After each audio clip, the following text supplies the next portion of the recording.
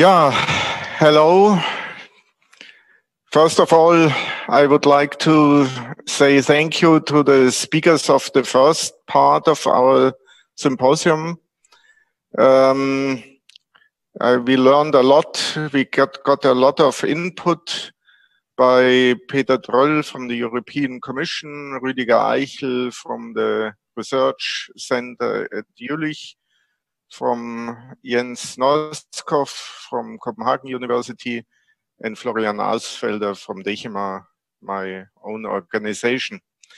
Thank you very much. And we now will discuss together, but I think it's even more important that we discuss with you, with the audience out there. And there are already the first questions coming in. I will make use of that. But please allow me to address the first question to Peter Dröll.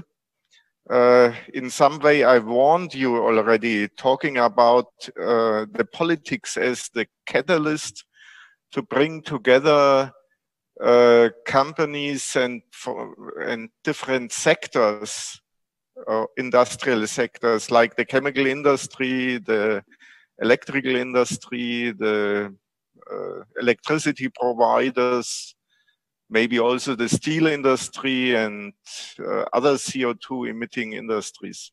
What's your opinion about it? Thank you so much for this question. I like this comparison or metaphor, Catalysis, governments, European Commission as catalyst. Catalyst is about finding more efficient pathways with less activation energy. And that is, if we bring players together, exactly what can help us in this transformation. We have, as part of the industrial strategy for Europe, which is now very explicit, very present. I mean, if we think back a couple of years, the fastest way to be marginalized in a policy debate was to say, I'm in favor of an industrial policy. And in Germany, actually, it's not that long ago even, if we think back about a year ago. So, but it's clearly as part of this European industrial policy, we are building alliances. And the most alliances across sectors, what Commissioner Breton would call ecosystems, which is broader than just supply or value chains, because it has a broader outreach. So to bring together all the relevant players in ecosystems, and one of the alliances we just launched is on hydrogen, where Germany has a very important strategy, but it cannot succeed if we don't do it at the European level. And I thought it was very clear from Rüdiger Eichel when he said we need a European energy system, a market, or global market for this renewable energy. And here policy can play. Research and innovation actually is something where we have so strong tradition in Europe to be collaborative, to share, to work together. And the European framework programs are just one example. I mean, a lot happens outside the European programs. So I'm not saying that this is the alpha and omega. Actually, I cannot help but saying this. I enjoyed so much the presentation by Jens Norskov and his formulation. Actually, we should use that at European level as well. I mean, I noted down, he said, there we are furthest away from doing anything reasonable. I haven't seen that yet in a European policy paper, but it might be good to have this kind of modesty and sense of realism. Jens, would you like to comment on that? I think what we're up against here, and that's probably the key, is are very, very difficult problems, and it cannot be overestimated the challenges that we have in front of us. We really, and there I fully agree, we really need to get every brain, every idea in Europe and in the world for that matter, to help here, because it's not that we haven't tried for years. So let me just take the basic problem, water splitting. It's not a new problem, right? And we still don't have a solution. We have a solution, but not a very good one. And so we really need to rally together here. It is a major problem. It's sort of an Apollo type problem that we all really need to move towards. And I think that's the attitude we have to have. It's something that involves many aspects and many approaches, and so we have to sort of have a moon landing kind of attitude towards this. Yeah, before continuing the discussion among us, I would like to have the first poll addressing the audience being started. The question is, do you believe customers would be willing to pay more for fossil-free chemicals and fuels? It was already mentioned in the presentation from Florian Ausfelder that costs are high, at least at the beginning, and that implies that products could be of, or would be of higher, would have a higher price. We would like to know from the audience what's your opinion on that. And afterwards, we will have another question addressing the instruments which politics can make use of to overcome the hurdles we have for the introduction of fossil-free produced chemicals and fuels. Yeah, let me come to the questions which are already coming in. The first one is addressed to Peter Dröll. Very easy question. When do you expect the first work program of Horizon Europe to be published? Our current thinking would be March, April 2022. This is based on the assumption that we still have under German presidency a final agreement on the EU budget, which would then allow us to have the co-legislators decide on the legal framework and enable us in the first months of 2021 to finalize the work program. Thank you. Question. We hope you engage with us in these beautiful new investment opportunities. You can rely on us, and I think the chemical industry makes it clear by such papers like the roadmap introduced by Florian that it's aware of its responsibility. And of course, I'm pretty sure that chemical industry and related other sectors will very much welcome your activities. Let me just now address to Rüdiger Eichel 2 questions, and please give short answers. Are there any processes for fossil-free production of olefins like ethylene? Yes, progress is going on, but here we say we are at a level perhaps a bit ahead of ammonia. So ammonia, I would say, is sort of the biggest challenge, but we are struggling with catalysis, with electrocatalysis, with stability, and with efficiency. So which means this is an important field of activity, and we need to do lots of research, and if successful, this will add significantly on the CO2 savings potential. but there is still a challenging road to go.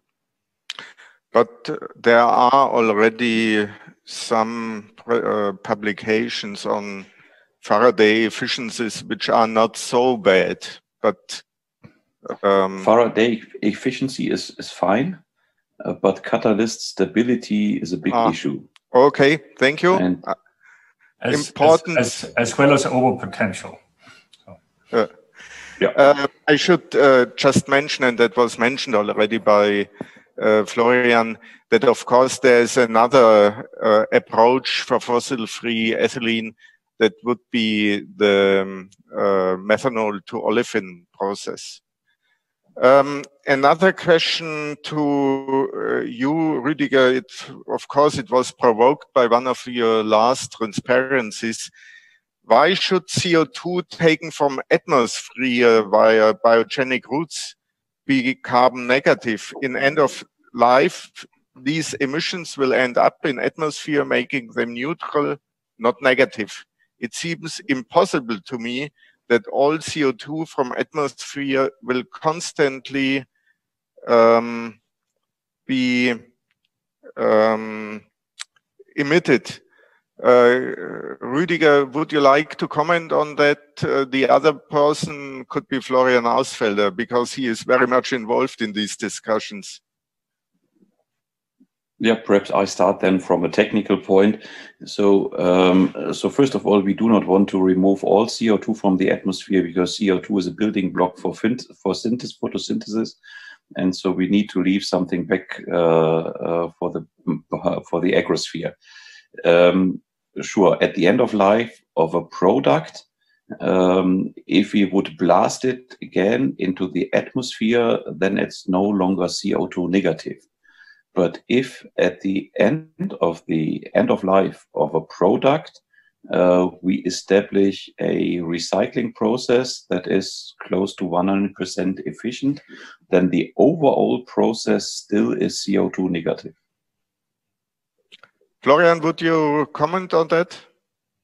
Yeah, I can see the point that Rüdiger is making. I'm also aware of that. It usually is assumed that the CO2 is released to the atmosphere and then it would be neutral. So, however, I think the point is important. So first of all, if we take CO2 by biogenic routes from the atmosphere, we always implicitly assume a sustainable way of producing that biomass, which is not always the case.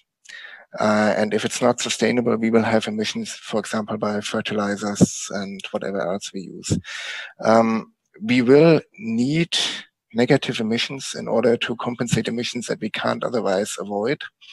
And the general way of thinking of that is either you use direct air capture or you use biogenic routes, and then you combine it with CCS, in which case you would have a negative emission, literally taking something out from the atmosphere.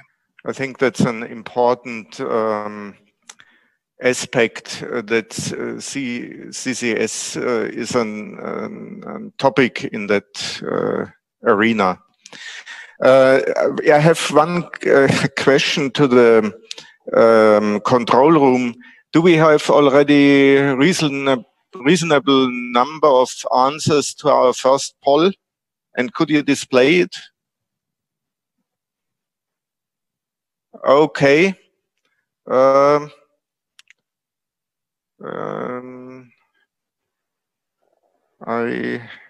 now need to change the... Yes, now I see it. The question was, do you believe customers would be willing to pay more for fossil-free chemicals and fuels? It's more or less half-half. Let's see at the end whether the opinion changes. And as I said already, I just would like to open the next question, and that would be question number 3. And Peter should also listen carefully to it, because you could be the first one to answer that. But the question will be, which policy instruments would you see as effective to incentivize Power-to-X, CO2 conversion to chemicals and fuels and nitrogen conversion. And it's a multiple choice question. You have 5 possible answers. Carbon tax is one option for the use of fossil feedstocks. Tax exemptions for certified CO2-based products and fuels. The third is financial subsidies supporting power tweaks. Fourth one is extensive R&D funding in these technology fields. And the fifth one is none of these. So the poll should be now open. We will wait at least 5 minutes until we see the results, but I think it's only fair to address you, Peter, to give the present opinion of the Commission about that. It's not your directorate, I assume, but... No, with pleasure. But should I do that now? Yeah, please. While the audience is voting, I don't want to... Or you don't want to interfere. Okay, then... I can, if you allow, Kurt, I would come back to the earlier discussion about would customers be willing to pay more, which was a draw. Mm-hmm. I think a lot depends on how much more. We have an example from Norway. They are able to produce CO2-free cement, which would cost a bit more than 2% more than CO2 normal cement. 2%, I think if you have the visibility and publicity around it, can be quite acceptable. We have some very interesting figures for green steel, where the price for the end customer would also not be that much different. So I think we have to look at, it all depends on scale, of course, but it's a question of the amount of higher prices. So how much higher it is. Yeah. I saw that Florian had lifted his hand. You would like to comment on that? Yes, thank you very much. I think I would very much like to support the point that Peter made. So, as I said before, we have in steel and cement and chemicals, it's the same thing. The emissions and the energy intensity lies right at the beginning of the overall value chain. And the value is generated later. So even if we have 1 ton of steel in a car, and that is twice the price that it was before, the ton of steel would normally cost 1,000 euros, then it costs 2,000 euros. The price of the car is 20 or 30,000 euros. So the overall additional cost for the consumer is not as high as it is for those companies who actually produce these base materials. And that's why we need to find a way to propagate these additional costs along the value chain, but I don't think it's impossible because the cost level at the end consumer isn't that high. I think that's an important aspect which usually is forgotten.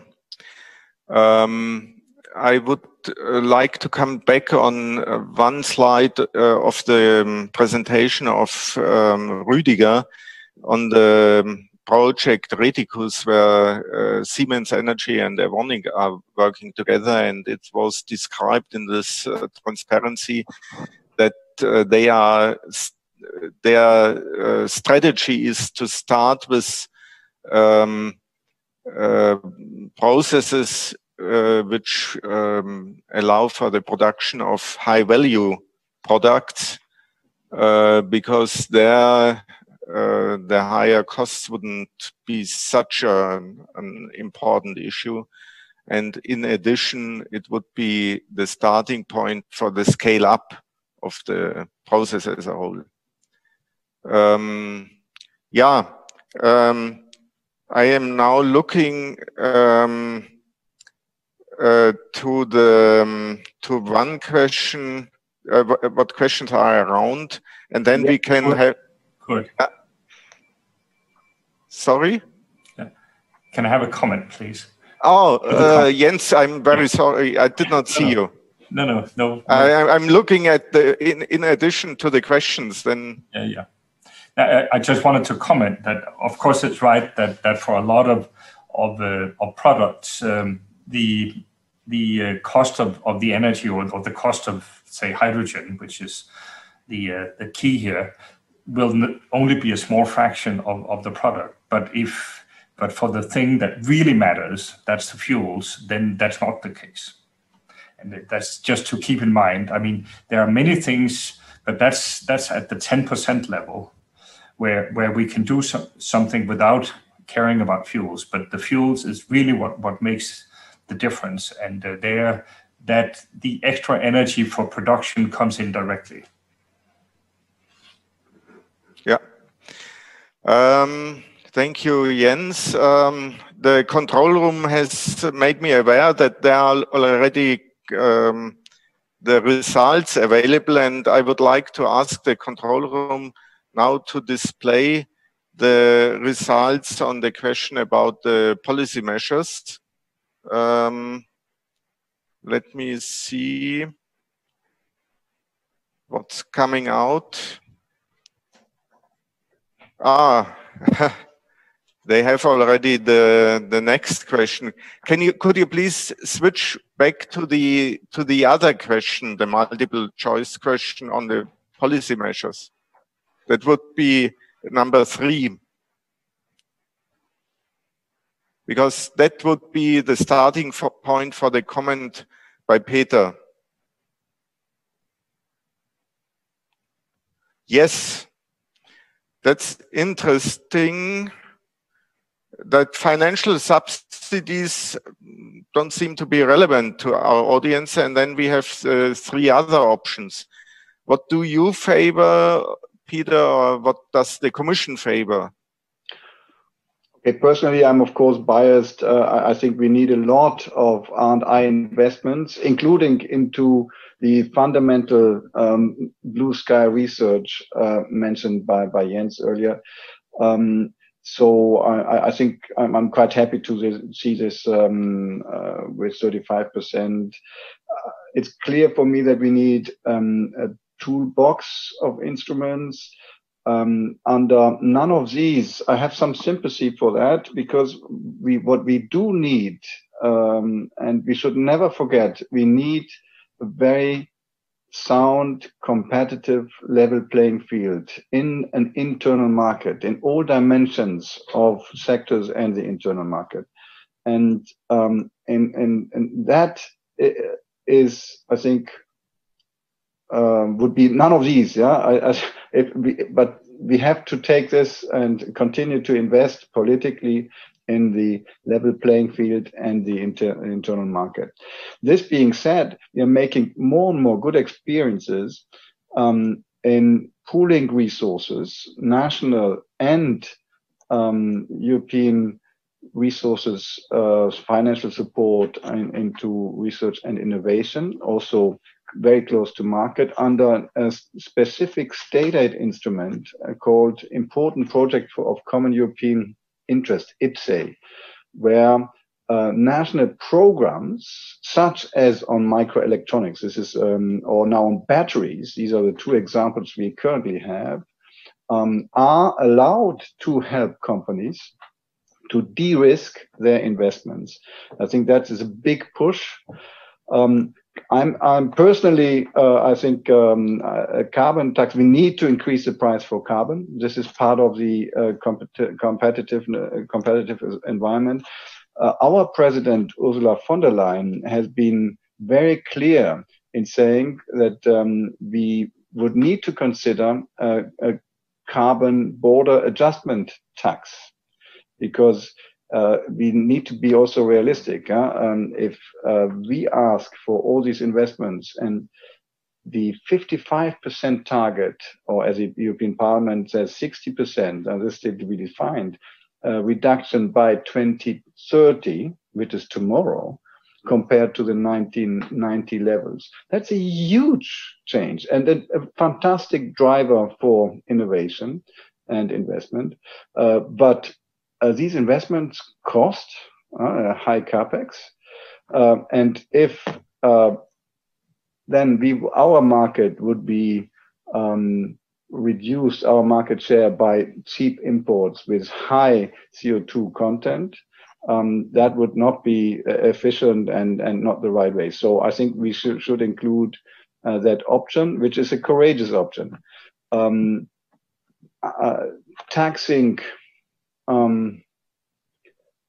pollution, yeah, I think is the right thing. Then we need to be careful because we don't have that much power at European level. It's quite slow to agree on taxes. We see that also on the digital tax.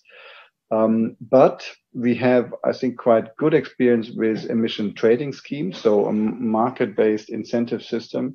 So we need this toolbox of instruments. Sorry if I've been too long. No, I think that's important to know about the opinion in Brussels.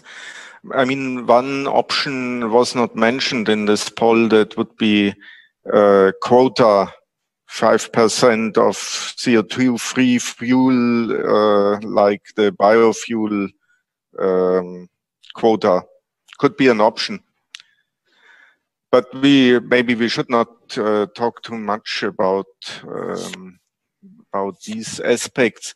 And I'm pretty sure when in our panel we would have answered to this multiple choice, the red bar would be much longer. And therefore, I very much appreciated the beginning of your answer. Yeah, I would now suggest that we try to answer the next question from the audience. In fact, it's addressed to Jens, but I think all the other colleagues can also answer on that. Most of the works you have shown use critical raw materials, which can limit the final technology exploitation. Do you think that efficiency can be improved by using earth-abundant and safe materials, like iron or something, or manganese or something like that? Jens, would you like to start? It's addressed to you. That's clearly one of the challenges. So I think it's true that some of the best catalysts we know for instance, water splitting, at least in acidic media, but based on iridium and things like that. I mean, and that can never be a solution. So you're absolutely right. There is no way that we can base ourselves on materials that are as scarce as that. Even platinum is a problem. So I think yes, that is a big driver in a lot of the research. Yeah, Rüdiger, you probably also have an opinion about that, and then Florian. Yeah, so if we consider rare materials, we should also consider the recycling option. And there has been lots of progress made, but still there's a necessity to foster research on this issue. So we have platinum, we have ruthenium, but at the end of a life of an electrolyzer, for instance, we don't have to throw it away. So if we are enabled to have efficient recycling routes, then to my opinion, this is not such a critical issue.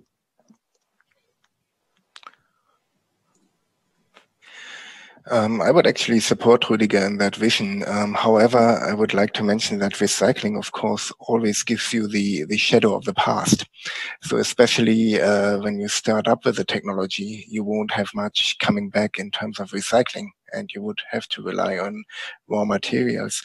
I think there are two different issues there. There's one of a scarcity in a sense that a lot of the metals like iridium are, for example, mined together with platinum and are not the main metal to be mined. So no one will expand their platinum production because someone needs iridium.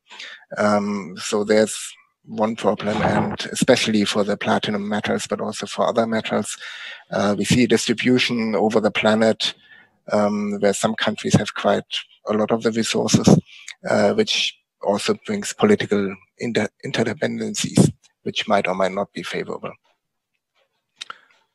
Yeah, I think we have a responsibility for the earth as a whole, but also for the European industry. And for that reason, I think recycling and research on recycling processes is an important subject, but also to keep in the valuables within the European borders and not to export electronic scrap to Africa or India or what else. That is in some way also, let's say, a political question. And again, I'm looking at you, Peter Dröll. What about R&D on recycling and import-export of valuable materials? Yeah, import-export, it's been beyond my knowledge. We have quite good legislation on recycling and collection of electronic waste. But in terms of research and innovation, we will continue to invest in critical raw materials.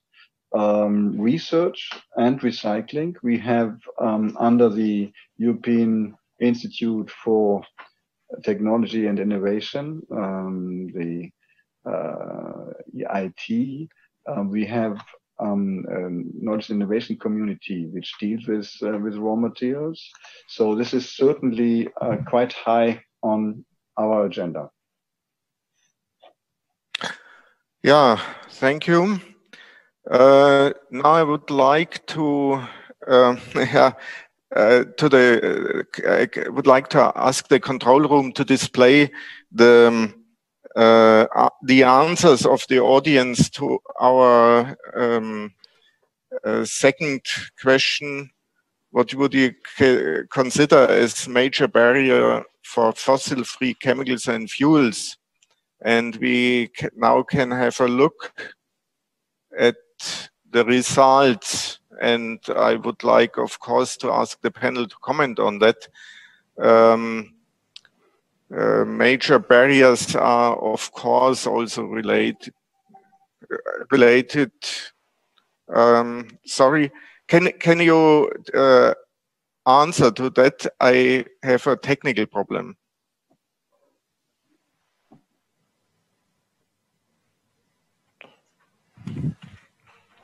Okay, I think I can take that one over.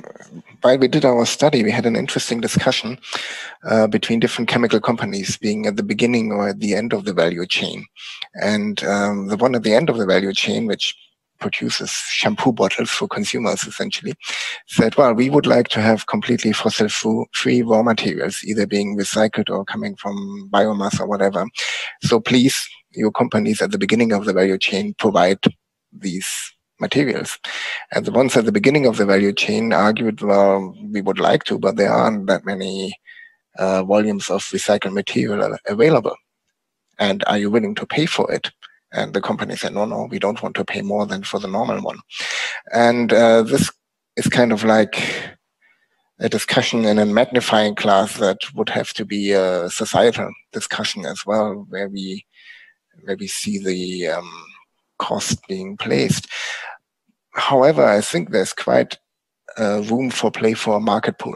So if the consumer insists on getting fossil-free materials, then there will be a way of providing these materials to the consumer.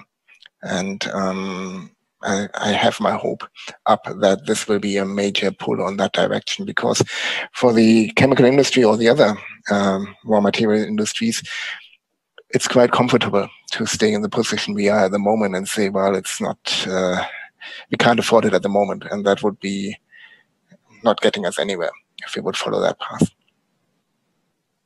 Can I comment on that while we wait for? Yes, please do so. Perhaps a bit provocative. I think the costs are, of course, important, and in particular as regards energy and fuel, as Jens also noted.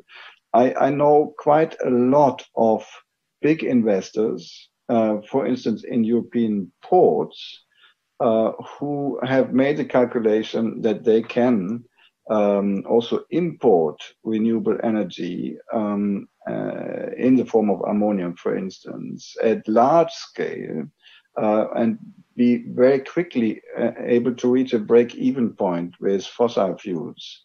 And I think that would accelerate the process enormously, because it is indeed a major barrier, the energy costs, the renewable energy cost. So there is some scope for optimism. And coming back briefly to the slides from Florian, where we see actually that the emissions would only be cut in 2048 or something. I don't think that we have this luxury anymore. We need to accelerate. And there is a big push also from the European Investment Bank, from private investors. We have all the actions now on a taxonomy to be able to guide investors. What is a green investment? Where would you do harm with an investment? So that we have a lot of good incentives to channel a big private investment into this sustainability. So I think we have to be faster. And can be a bit more optimistic as well. Also looking back, I think with all environmental technologies, the previous estimates of costs have always been proven wrong. The costs have been lower because of efficiencies of scale. Perhaps I can add a couple of comments here. Yes, please.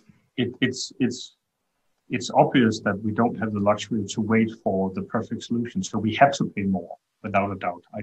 I don't think there's any way around. On the other hand, it is also, there are many other things that society wants to spend money on, and that money will be taken from somewhere else. So we also need to work on a longer term solutions that are much more efficient. And I think the essential thing, if we look at the R&D level, is to not have to have a 20-year lead from discovery to a product, but actually to accelerate that enormously.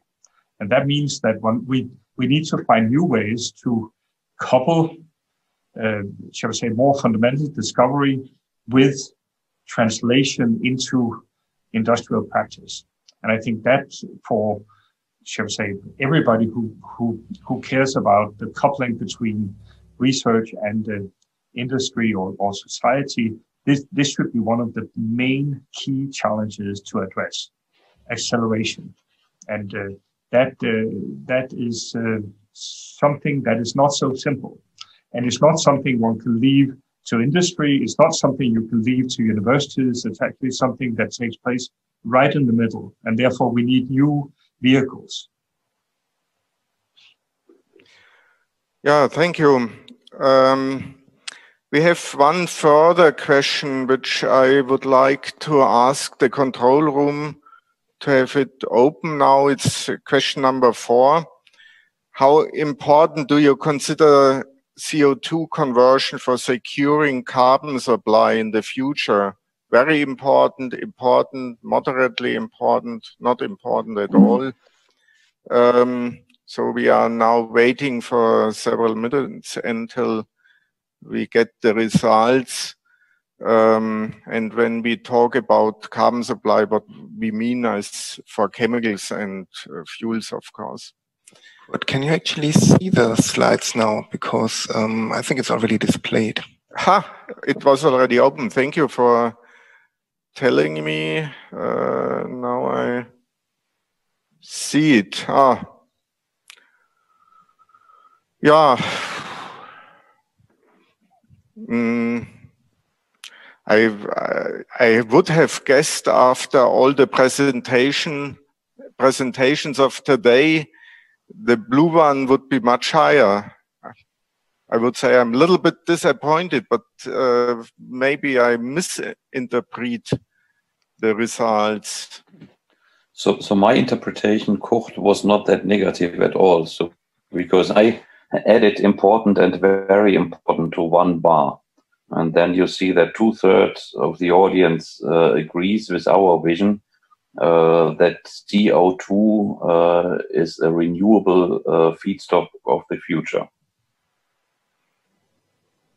Yeah. It's always some kind of interpretation. Florian, would you agree with Rüdiger or Jens? What do you think? Well, I would say since the not important at all is at 0, we can assume that there's some importance. I think there might be some different perspectives on what carbon dioxide to use, whether that is biomass out of air or out of industrial processes. And that is probably not, we can't really read that out of that answer. I think we all have a pedagogical challenge here, because I think for a long time, both a lot of industry and a lot of politicians thought that batteries would solve all problems. But the fact of the matter is that it won't. And that message may not have come through completely. Yeah. I think it's important that we talk about CO2 and CO2 sources. And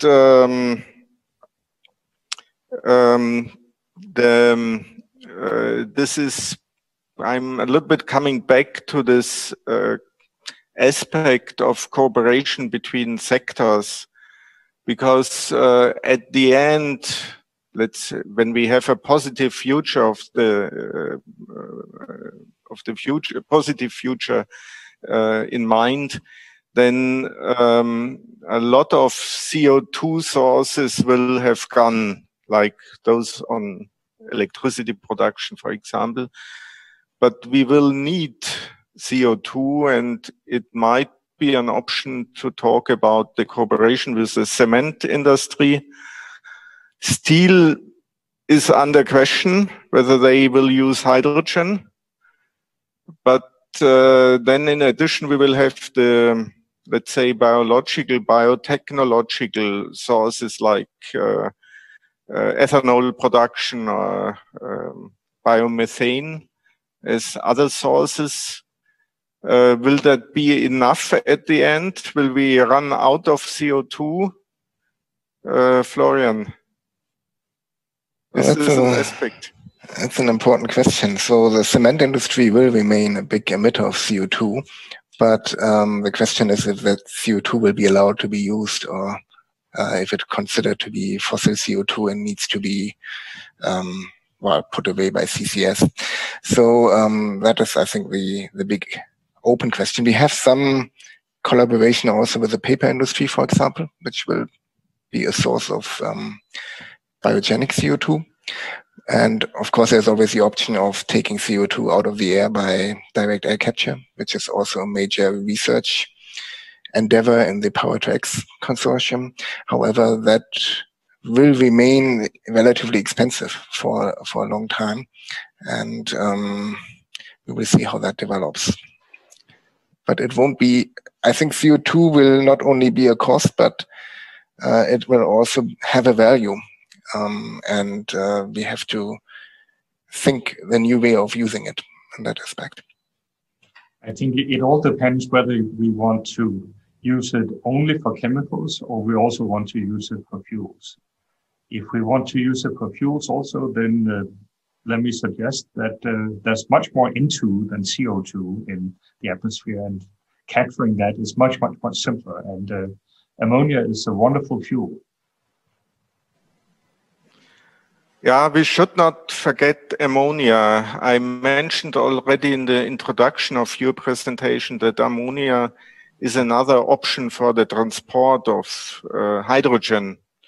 And so I think addressing ammonia production is very useful, very important. Was also mentioned by you, of course, Jens. Yeah. we have I assume that the fifth poll was already open and the control room can display the results. And then we will come to the final round where each of you could make a short, have a short sentence on what he thinks is the most important aspect for the defossilization of our industry. But let's have a look. I hope it's already possible to see it. Good. You have not started the question? Was not started? Then I think we keep it out. Just to mention, it was how important do you consider power to X CO2 conversion to chemicals and fuels and nitrogen conversion as tool for mitigating CO2 emissions.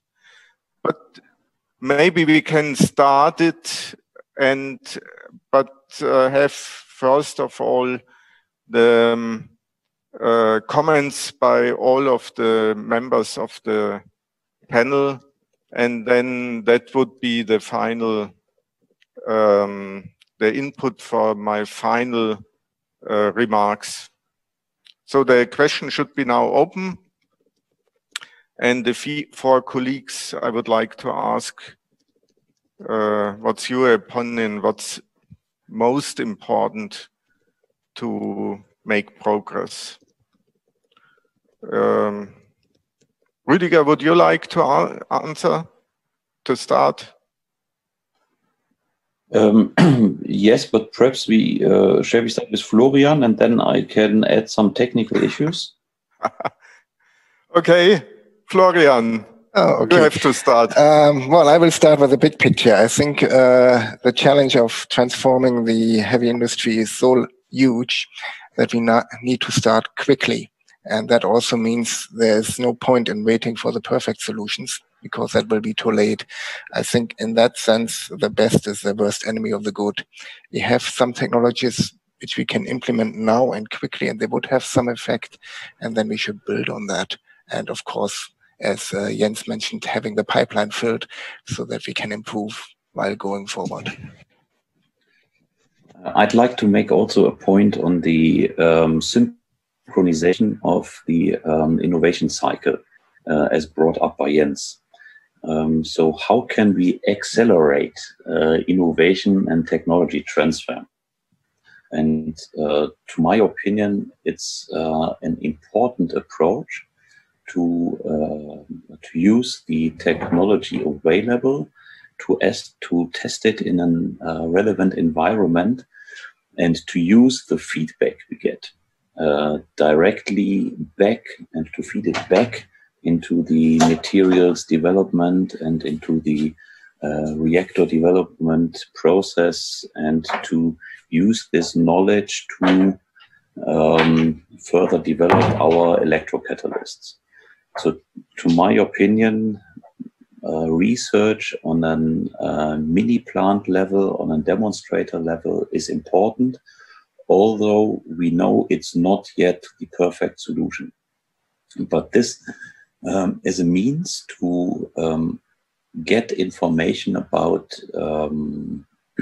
about the processes that limit scale up at a very early stage. And this might be an approach to accelerate research and development. Thank you. Jens, it would be on you. Well, I mean, I actually agree that acceleration and the coupling between fundamental and scale up research is essential here. I think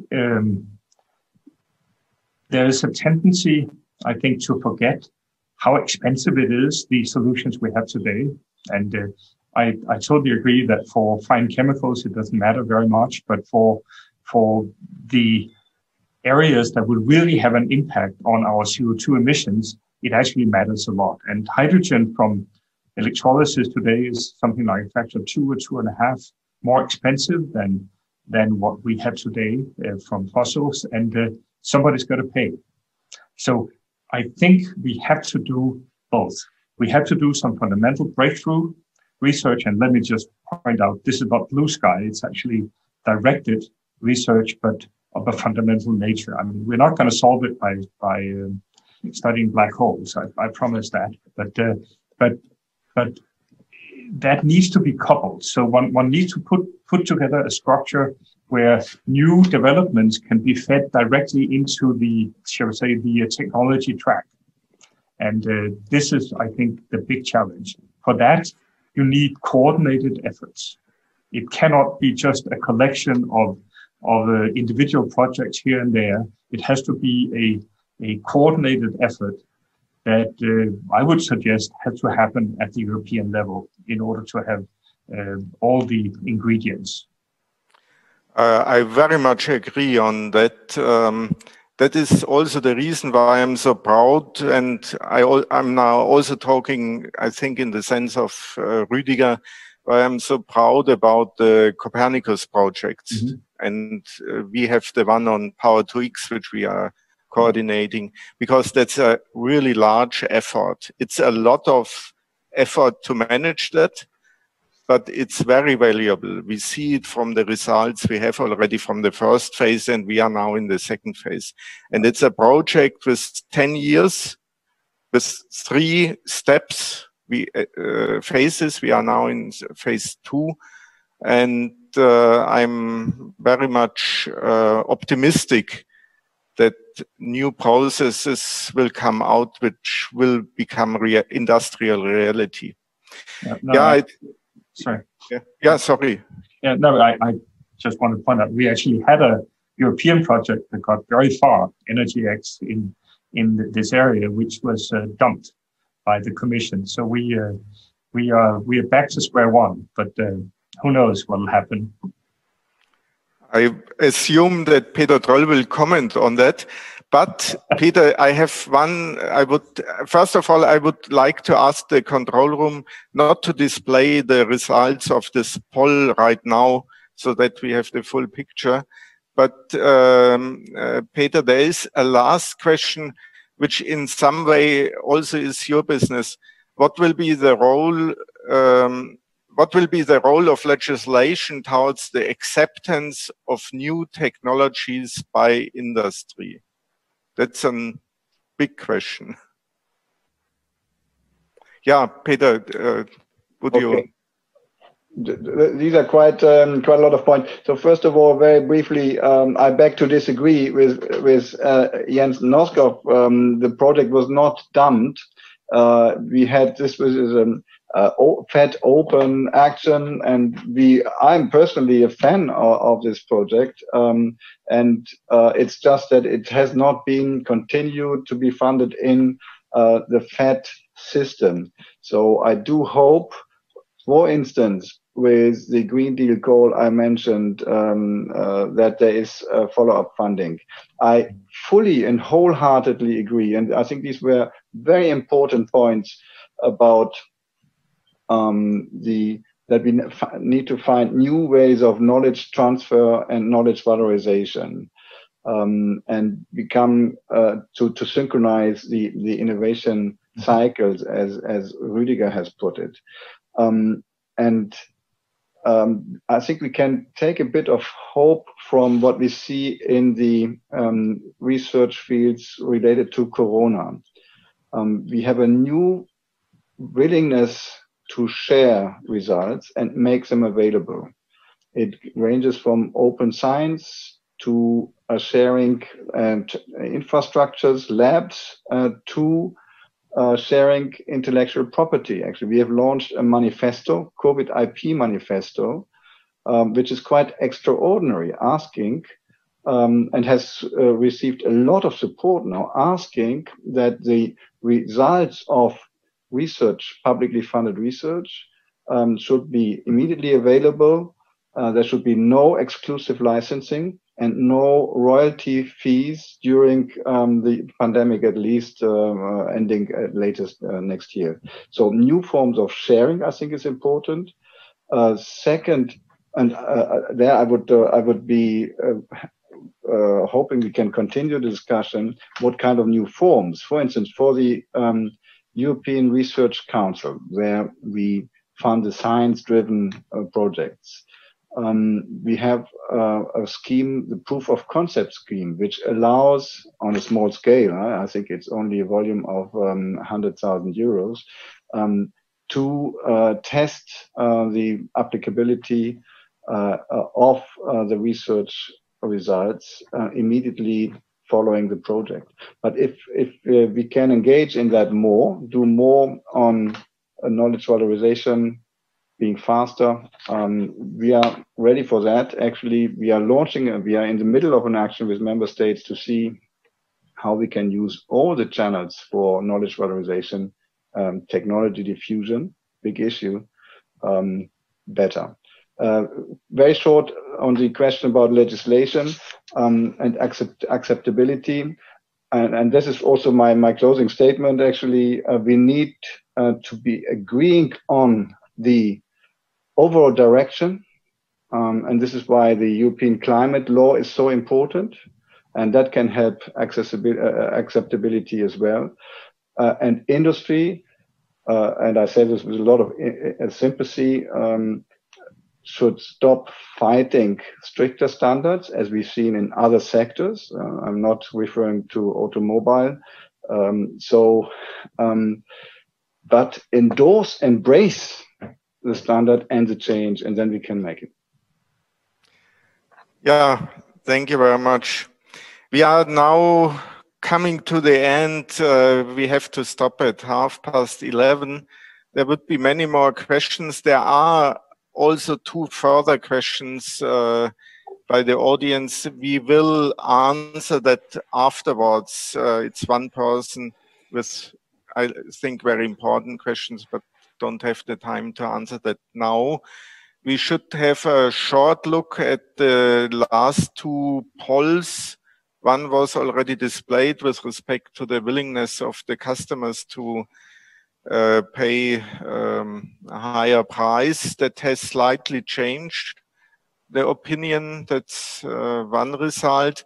And the control room, I would like to ask to display the results of question number 5. That is what I mentioned already. It's a higher fraction which would be willing, or believes that the customers would be willing. And you have also the results from poll number 5. If this is, yeah. Could you display it, please?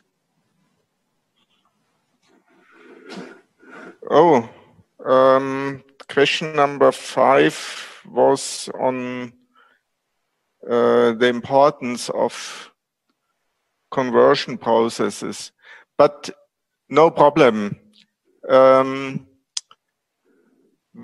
I think you show it.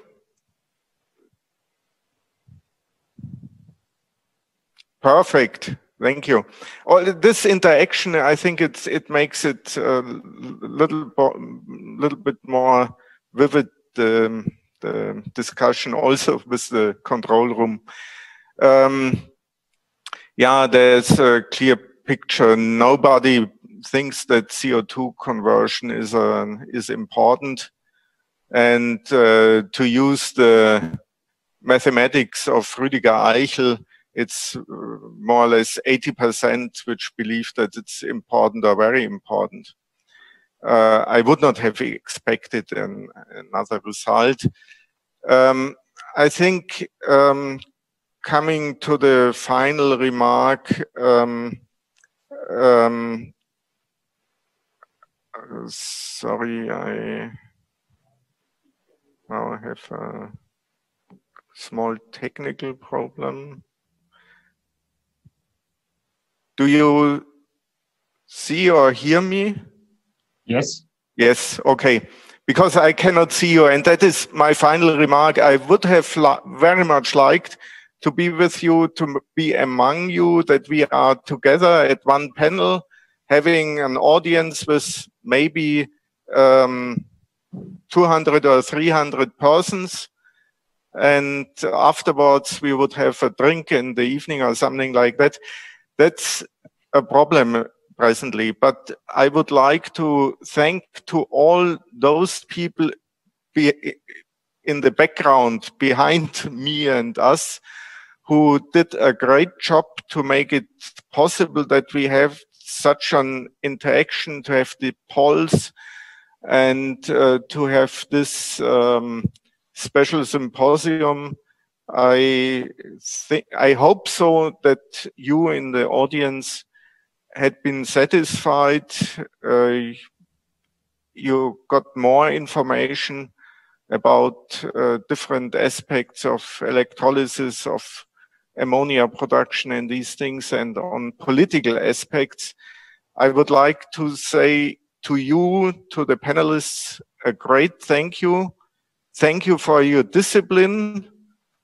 Nobody of you wanted to talk for 10 minutes in the discussion. It was brief, very brief and very precise answers to the question. Thank you. That's a lot of help for me as chairman.